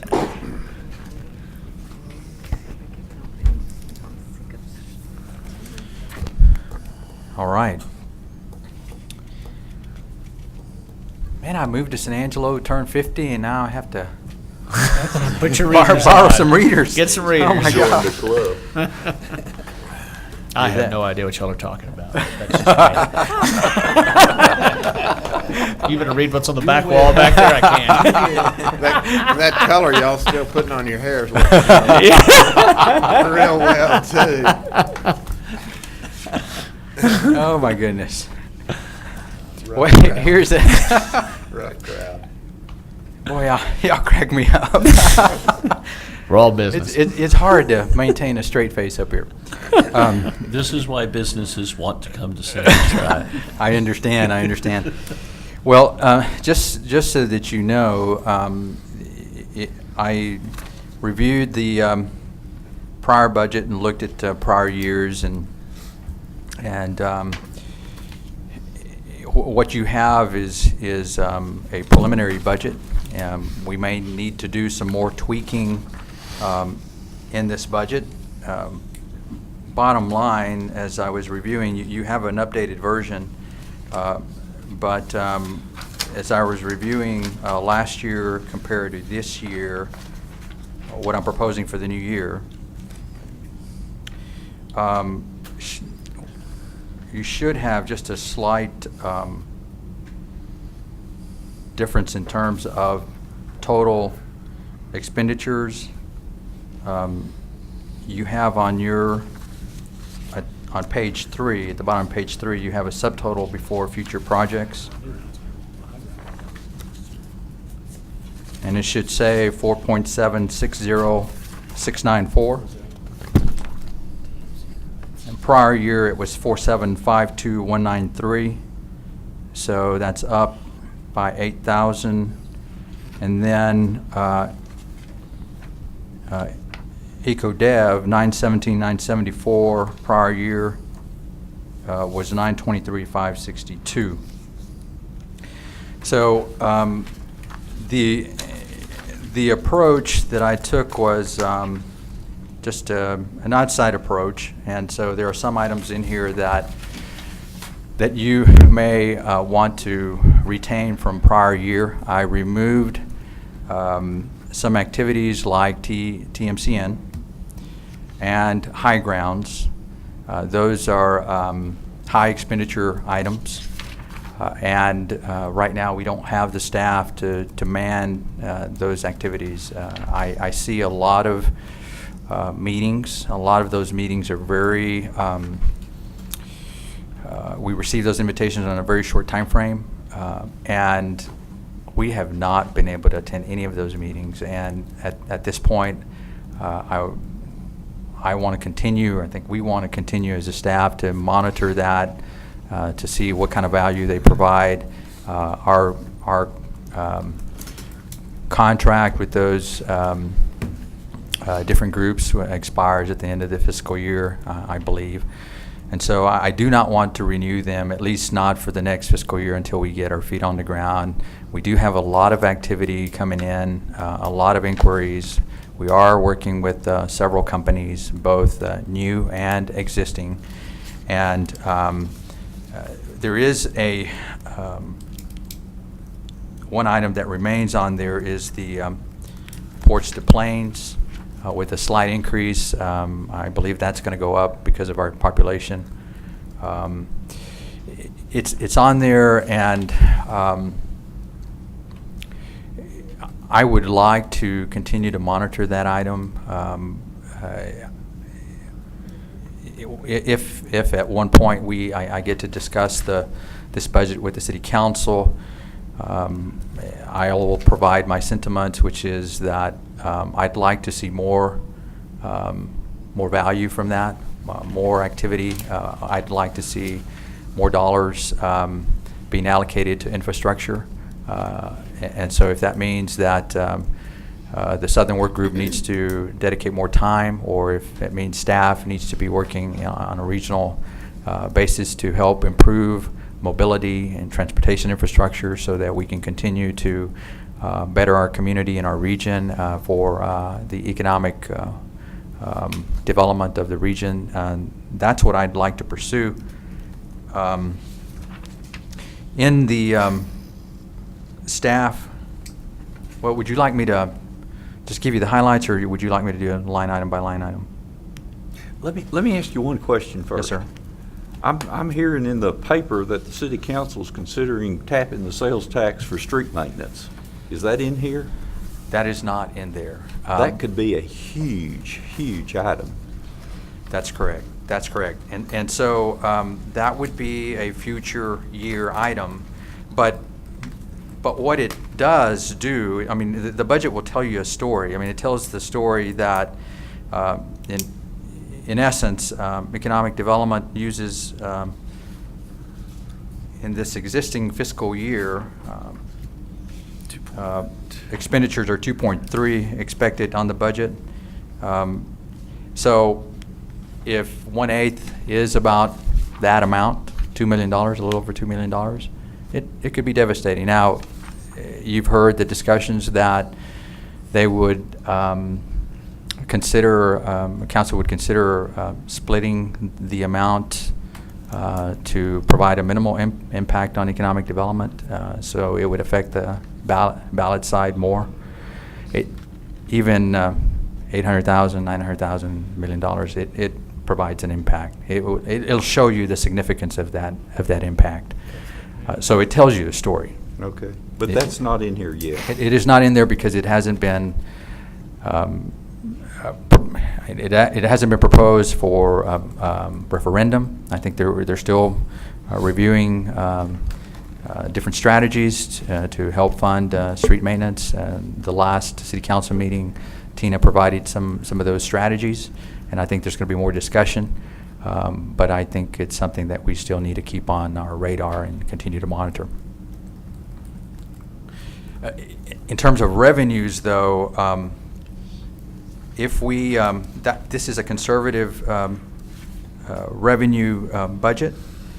If we continue to sell more properties, and if we can work on some strategies there at the BRC to help increase revenues there. Obviously, the case hole was a good revenue producer for us. So this is conservative, and so obviously, if we beat that, we'll be on the positive side. It'll be a good thing for us.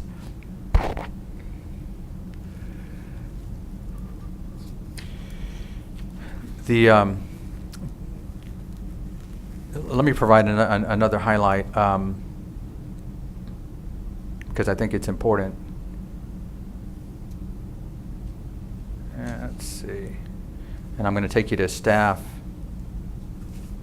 services. You'll see an increase in staff services. In that amount, I've included one additional person. It's not. I put that in there, and I meant to take it out, but it's in there as only as a placeholder for us in the event that we need it. My thoughts are, and in talking to staff, I mean, by the way, we work really well. I am very pleased with what we're doing. We are pretty stretched, and I am not, as I've told Michael and others, I'm not a administrative sit and direct type of a director. I am hands-on, so I'm actively working projects, and so I believe in spreading the wealth because we are limited. I think there are some strategies that we can work on. I do anticipate that we can leverage the chamber new economic development person. I don't know if Phil's still here, but if we can leverage our resources to help minimize and not add another person, that's what I would strive to do. But it is in there in the event that we need it. It's not a high-level position, but it's in there in the event we need it. We obviously, if the board feels that they want to cut it, well, we can cut that amount. It's like I said, this is a very preliminary and subject to change. I would like for you to review, take it back with you if there's some additional thoughts, or if you have some thoughts now of some items that you'd like to see in here, or remove. I welcome that input, and with that, I would entertain any questions.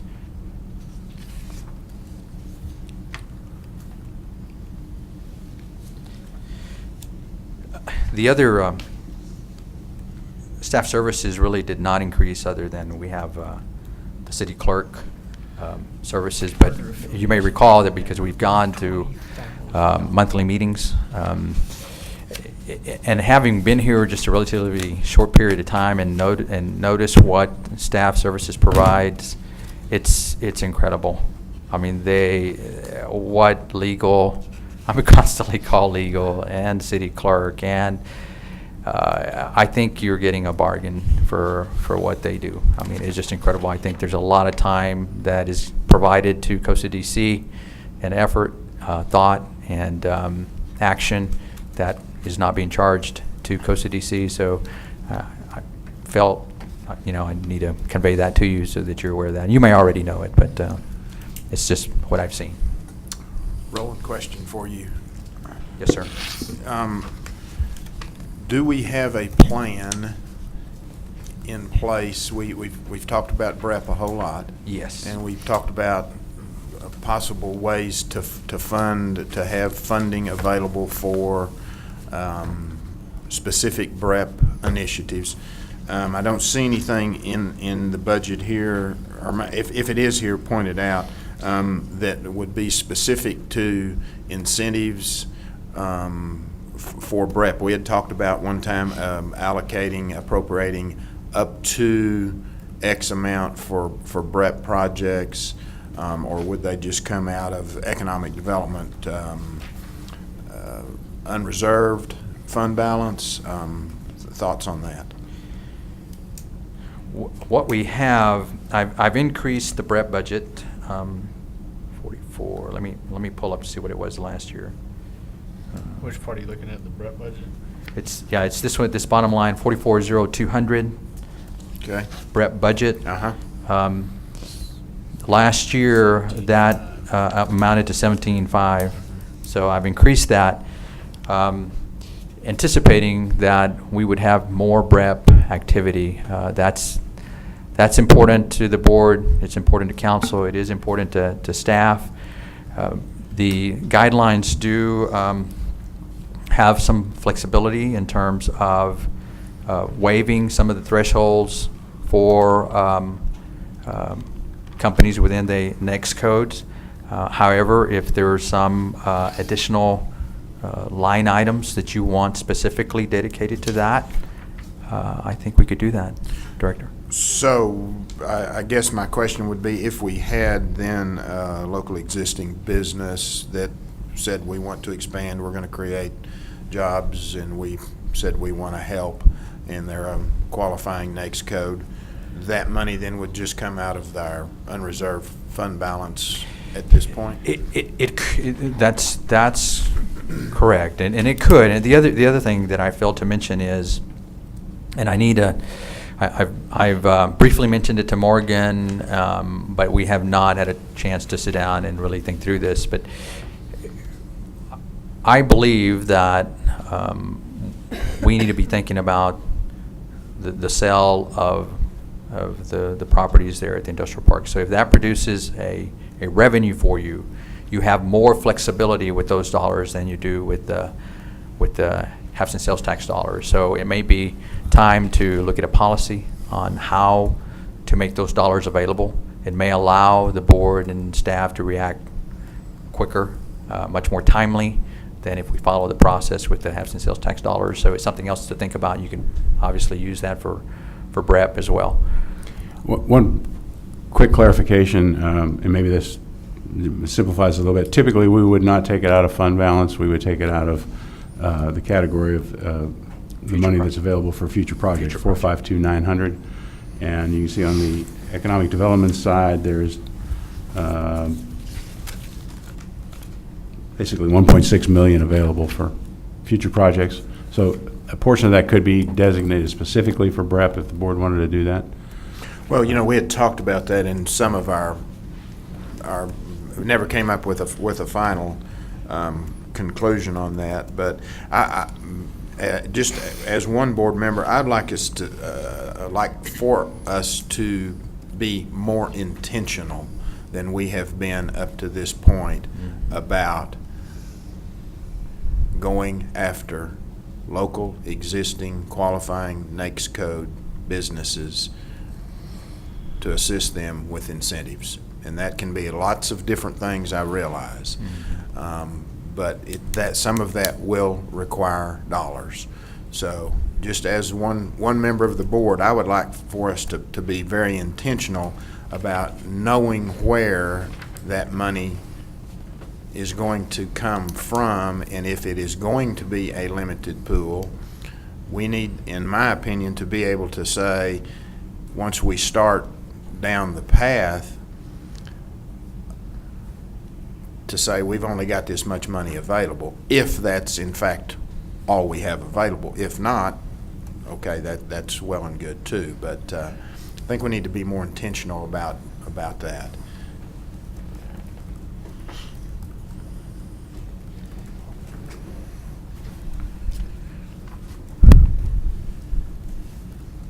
Let me come back, if you don't mind. I think we can make another presentation on the budget in July, and speaking to Morgan. Let me mention one other thing. It seems we have gotten ourselves in some time binds the last year, maybe or so, when we haven't coordinated well with council and when they need to have it in approvals, and we have been literally last minute in approving our budget to send to council then to be a part of their budget process. Let's be far enough ahead of that so that we all of a sudden at one meeting you say you've got to approve this today because it's got to go to. Let's have our time to discuss this openly and thoroughly, whatever it may be with respect to budget, so that we can have it done well in advance whenever council will need it for their whole process. Totally understand. I hear you, and I think in talking to Morgan, we're on that time frame. Yeah. Good morning, Board. I just wanted to, I can give you a quick breakdown of how the budget calendar is drafted out for right now. The to be compliant with Truth in Taxation Code and other state deadlines. What we have scheduled right now is the expense budget was due May 15th, and Roland and I met and drafted this document for y'all, in large part by Roland. I said I helped draft it, but that's not what I intended. My apologies. And we are going to Budget Committee June 9th, and so we wanted this document before y'all so that we could get a good document before the committee. We're going to have budget discussions with council every meeting in June, July, and August. And so we have a layout of what we think that will include. We do think that we'll touch on all the major funds, which is anything over $1 million. So the Development Corporation would be included in that. And so it would go for final adoption to the council August 21st. And of course, we would need that background into the city clerk at least a week ahead of that. And so with y'all's timeline, if we had no special meetings to discuss budget, you would have this meeting and the meeting in July to make any final recommendations in the budget for it to be included in the regular city budget timeline to meet those state deadlines. Sorry, we also have a June meeting. Okay, that's right. I think it's June.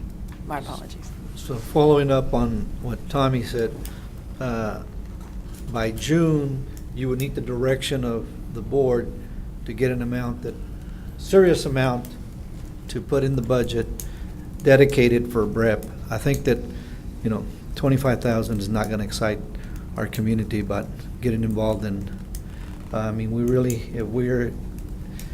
our intention is to really focus and target the BREP program. We got to put some serious money behind it and dedicate that in the budget up front.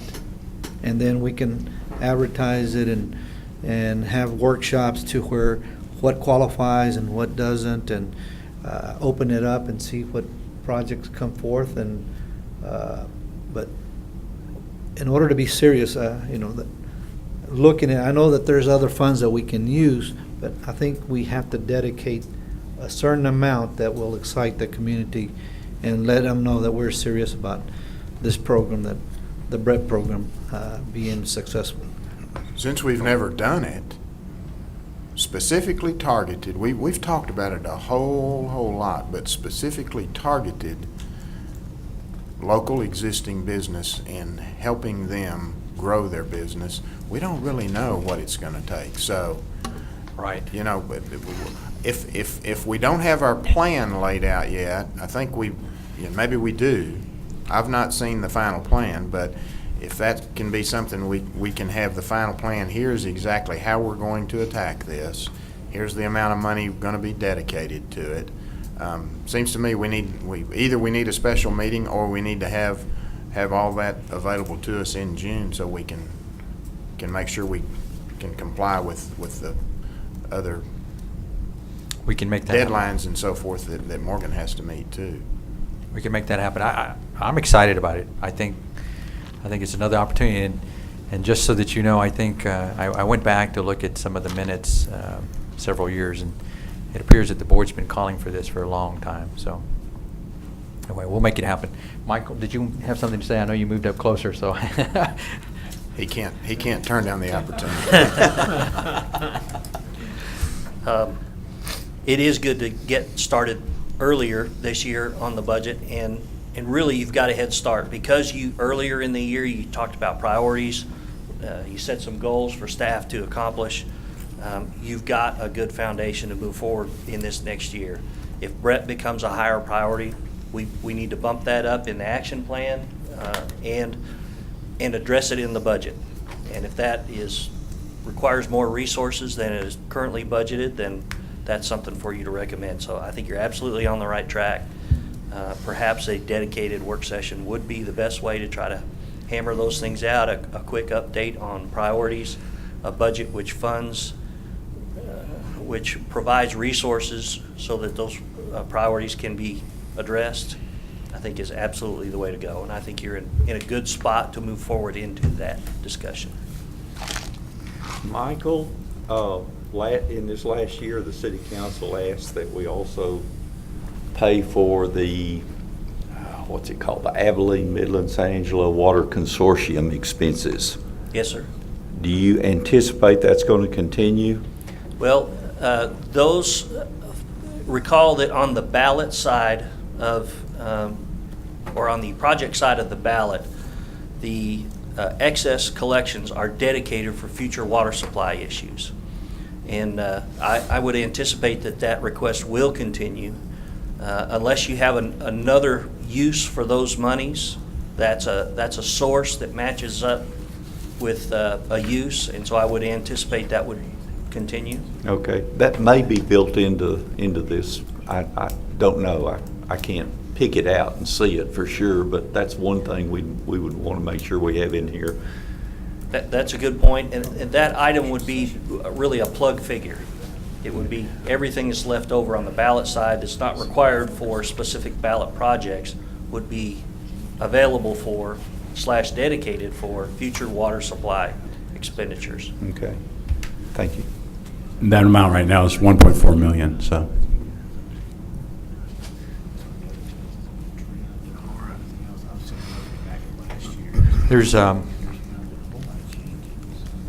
There's another item that I wanted to point out. If you notice, this is the remaining budget for some of the projects that we have committed to in terms of incentives. You'll notice that MedHab has been increased. And the only reason we did that is to show the true picture of that incentive. I think prior year, there was only, 2 years? In the prior two budgets, we've looked at budgeting sort of 2 years, the first 2 years of the anticipated expenditures for MedHab. Obviously, we haven't paid any of those out yet. They haven't asked for any of their incentives. But if we're going to look at a true picture, particularly in light of the talk about taking an eighth of a cent and everything, if we're going to look at a true picture of that, then we have an obligation at some point over the next, say, 5 years, 6 years, to pay as much as $2.79 million to MedHab. So that just needs to be worked into the numbers. It's just important to have it out there. It's not anticipated we would pay that all in the coming year, but over the next 5 to 6 years.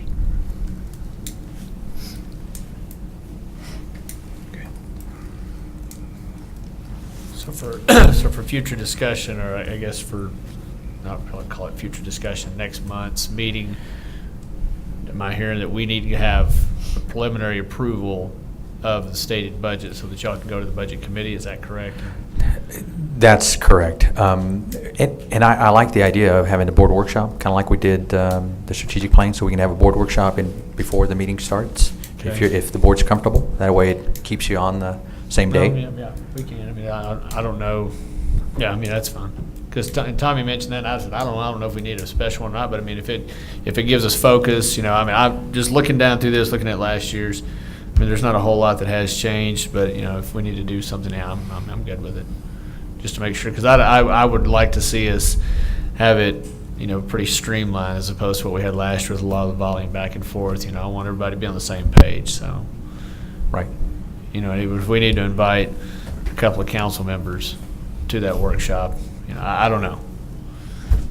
Okay, I saw Johnny slipped out, but. Okay. I think that our next meeting, our regularly scheduled June meeting, would probably fall after the workshop, the budget workshop. So if we were going to want to have another look at this prior to that workshop, it would take a special meeting. Okay.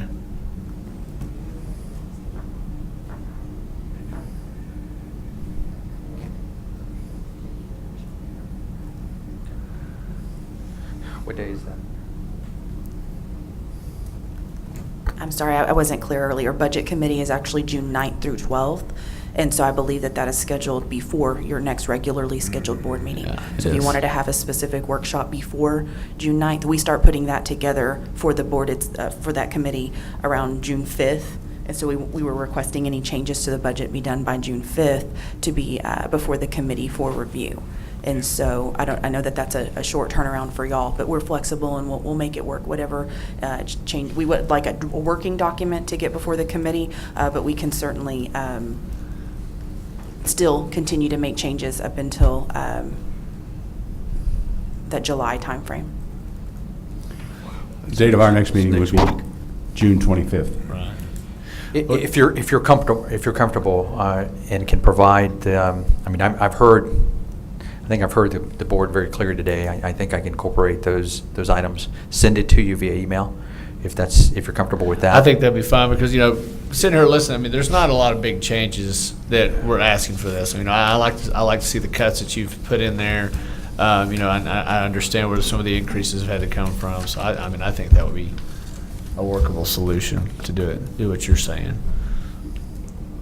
What do you guys think? I agree. Sounds good. Sounds good. And we get, Good. comfortable? Okay. Okay, so you don't need any action on this right now because we're really continuing on. Okay. All right, so we'll be looking for email update from Roland on that. Okay. All right, next item, updates by staff regarding the following: goal matrices, AEP quality site program update, and Ports to Plains Southern Work Group sponsorship. All right, goal matrices. We felt it would be timely to provide you a quarterly report in terms of our strategic plan priority goals. You have that with you in hand in a very small font. Phil mentioned, would you like me to go line item by line item? No? Okay. Well, as you can see, there are some items that are ongoing. I would also point out that I did talk to Lou this morning for priority goal number 2 on the airport, and he's got an upcoming meeting with a consultant, and so we have a development occurring there in that category. Let's see. We do have the economic impact tool now in place. We have been navigating through that. Haven't fully had the need to utilize that to its potential yet, but we will be very soon. If I can point your attention to the organizational priorities, quarter 1. I hope that you agree that we've been tweaking our board meetings and our regular meetings. Obviously, we have, I think with the board's cooperation and moving those to monthly board meetings, it has allowed us some time to be able to work on projects. And not only that, but resources, the resources that are here, resources of our partners. They're normally here, and so it has allowed them time to be able to work on some of the strategies for the strategic plan. We have been working on the business retention expansion side with 4 companies. We are actively working with 4 companies on the recruitment side. Sales tax training, I did include in the budget some sales tax training. I would. I have attended that, but I am encouraging staff, city clerk, city attorney, board members. I would really like to see you attend the sales tax training. It's so that we can be compliant. But that is ongoing now. We will be making some updates to the Secretary of State in terms of the bylaws with the change of the officers. And let's see, we have been reviewing our contracts for compliance, and we are putting a tool in place so that we'll have a snapshot. Anytime a council member or board of director wants to take a look at the compliance of a company that we've incentivized, it'll be ready and available, and we can print for you. We also instituted a site location requirement form, which is what most economic development organizations practice. It's a standard operating practice. Anytime you're working with a company, it helps us get an in-depth look at what the project looks like, what the potential impact could be, so that we can help determine what kind of incentives. It'll allow those inputs that we can input into the economic impact analysis tool. So it's a good form for us to use. It's been working very effectively for us. I do expect an audit in June. Hopefully that'll move forward. as expected. I have been conducting regular visits with council members and the board of directors as part of the relationship activity, relationship goal.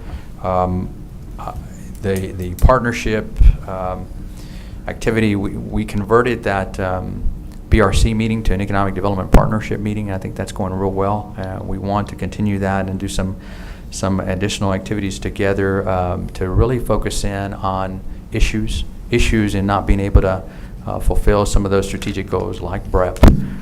So we want to continue to work towards that. That's a strategic plan that we really want to execute, not have just not on the shelf.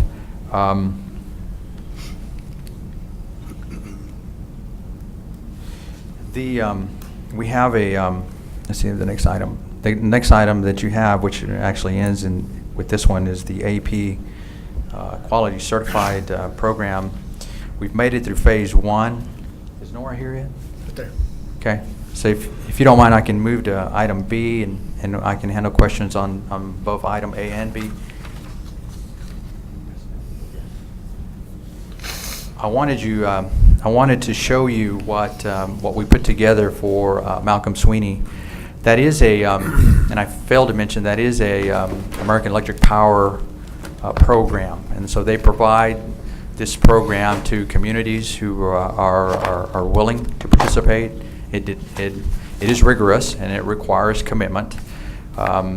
We've submitted that packet most recently for phase 2, and the site selector will be coming on June 17th to conduct a visit, and so we expect to have some of the partners, the utilities, everyone who has some form of infrastructure in place at the industrial park will be at this meeting, and then they want to conduct a site visit.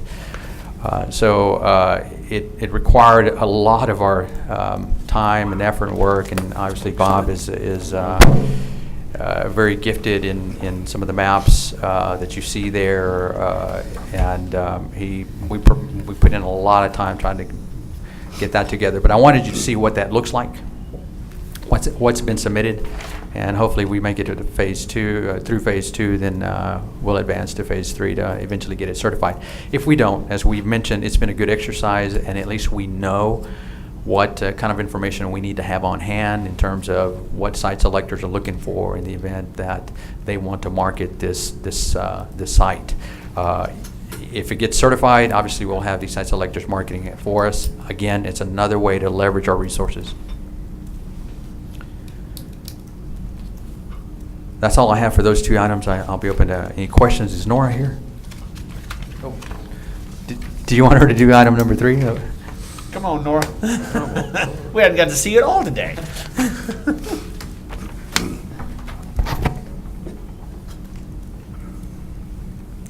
Good morning. Morning.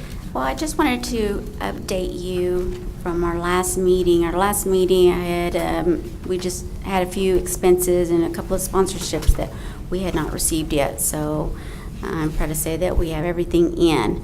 As you will see, our revenue, which includes sponsorships, open registration, and online registration, we came in with a total of $8,505.29. Our expenses included food, decorations, signs, and so on. As you'll see on the spreadsheet there, we spent $6,951.33, leaving that with a balance of $1,553.96. I'm hoping that with that remaining money that we can carry that over for the following year. One of the things I wanted to do is also recognize again is our sponsors. We had our platinum sponsors who were Lone Star Truck Group, Republic Service, and Texas Disposal System. Our gold sponsors, Reese Albert and Cisco Equipment. Silver, ASCO and San Angelo Association Realtors. And then our bronze, which was Randall Motors, Templeton, and Texas Pacifico. Also wanted to recognize as well is Shane Kelton. Shane Kelton was our go guy, that he went and got our sponsors. So he was a great help for us. And Miss Becky Dunn, who also decorated our ballroom area for our luncheon on March the 27th. It was a good turnout, and we've learned a lot from this, and we carry what we've learned over for the following year. So, but I just wanted to give you an update, a final update of what our expenses were. Okay. Any questions? Thank you, Nora. Okay, thank you. All right, do we have an executive session? We do, all right. Well, that concludes our regular agenda items. We will now move to executive session. Executive session under the provision of Texas Government Code Title V, Open Government Ethics Subtitle A, Open Government Chapter 551, Open Meetings Subchapter D, exceptions to requirement that meetings be open under the following. Section 551.072 to deliberate the purchase, exchange, release, or value of real property. Section 551.087 to discuss and offer a financial or other incentive to company or companies with whom the City of San Angelo Development Corporation is conducting economic development negotiations and which the City of San Angelo Development Corporation seeks to have, locate, stay, or expand in San Angelo. It is 11 o'clock. All right, it is 11:50. We are coming out of executive session, and there is nothing to report. Moving on to follow-up and administrative items. Any announcements or future agenda items, board request? I do have one, and this may be just because I may have slept through this, but can we get an update on what's going on with MedHab? I mean, whether it's you guys or Johnny Combs or somebody, but I don't know what's going on right now. Do you guys? Did I sleep through something? I'd like to hear it too. I'm curious as to what's going on, where they are. Good idea. So, other comments, suggestions? Not from this seat. All right. Move we adjourn. And that's what I was looking for. I will second. I've got a motion to adjourn, a second. All those in favor say aye. Aye. Opposed? We are adjourned. Good night. Adios. Okay, Scott, you've had the shortest. Now I think you had the Now you've had the longest.